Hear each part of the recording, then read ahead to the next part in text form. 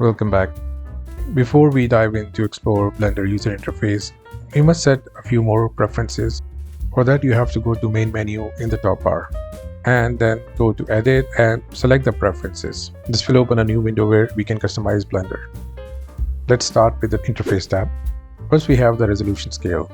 This controls the size of the user interface elements.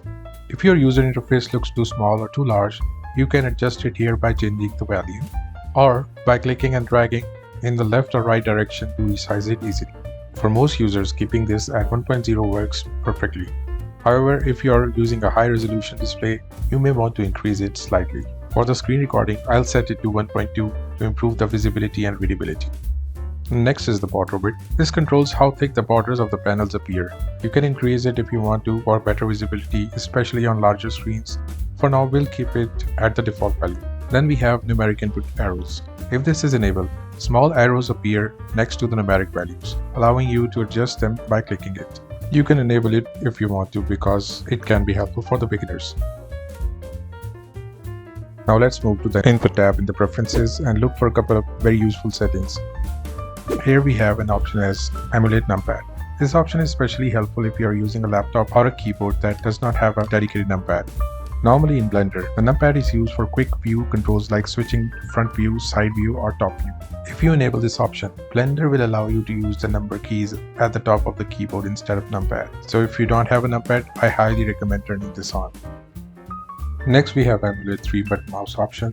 Blender typically uses the middle mouse button for the navigation, like rotation or orbiting around the objects. But if your mouse doesn't really support the middle mouse button, you can enable this option.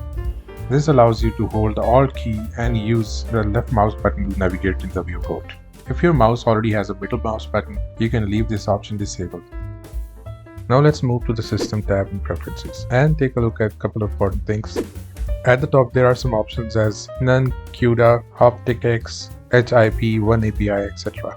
This setting controls whether Blender is going to use your CPU or GPU. If it is set to None, Blender will always use your CPU. If you select the CUDA option, Blender will use your GPU, and that is going to improve your overall speed significantly. If you have a compatible graphics card, I recommend selecting the CUDA option and enabling your GPU here.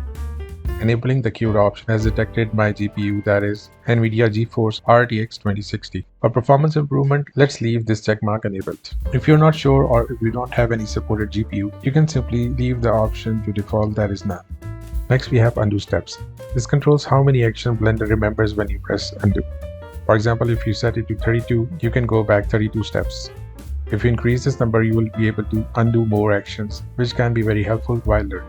However, higher values may use more memory. For beginners, setting it to something like 100 or 128 is usually a good balance. Let's set this value to 128. And that is it for the basic preferences that we want to set. So let's save these preferences. Go to the bottom left corner and select this icon here and then select the Save Preferences button. So let's close the Preferences dialog box.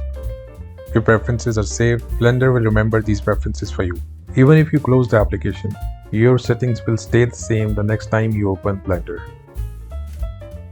Before we continue further, I want to show you one small but very useful feature. This step is completely optional. You can skip it if you want to. We are going to enable an add-on called Screencast keys. For that, you have to go to main menu in the top bar and then go to edit and select the preferences. Then select the Get Extensions tab. Add-ons are small extensions that add extra features to Blender. Hey, Blender allows you to browse and install add-on from the online source. But before you use this feature, you may need to enable the online access. So go ahead and select the Allow Online Access button. This allows Blender to connect to the extensions library and download the add-on available online. Now, the reason I'm using this add-on is simple. It will display keyboard shortcuts and mouse actions directly on the screen while I'm working. Now that we have access to extensions, let's search for the Screencast keys add-on. Once it appears in the list, you'll see the Install button next to it. Go ahead and click on Install. Blender will now download and install the add-on for you. After the installation, we need to configure it. So now let's switch to the add-ons tab. We need to configure a few things here. First, make sure the add-on is enabled. Then look for the option called as Enable on Startup. Go ahead and check this option. This ensures that the add-on is automatically active every time you open Blender. Next, let's increase the font size of the displayed keys so that they are easier to read on screen. Find the font size setting and increase it slightly. This is especially useful for screen recordings and tutorials. Now that we have made these changes, let's save our preferences. Click on Save Preferences to make sure Blender remembers these settings. To confirm that everything is working correctly, let's do a quick test. I'll close the Blender now and relaunch it. As you can see, the add-on is still enabled and settings we applied are still active. Now we are fully set up and you'll be able to clearly see the keyboard and mouse section as we continue through the training videos. So whenever I press a key, you'll see it appear on the screen, and whenever I click or use the mouse, those actions will also be shown on the screen. Now that we have set up Blender and customized our preferences, let's move on and explore Blender's user interface. Thank you very much for watching.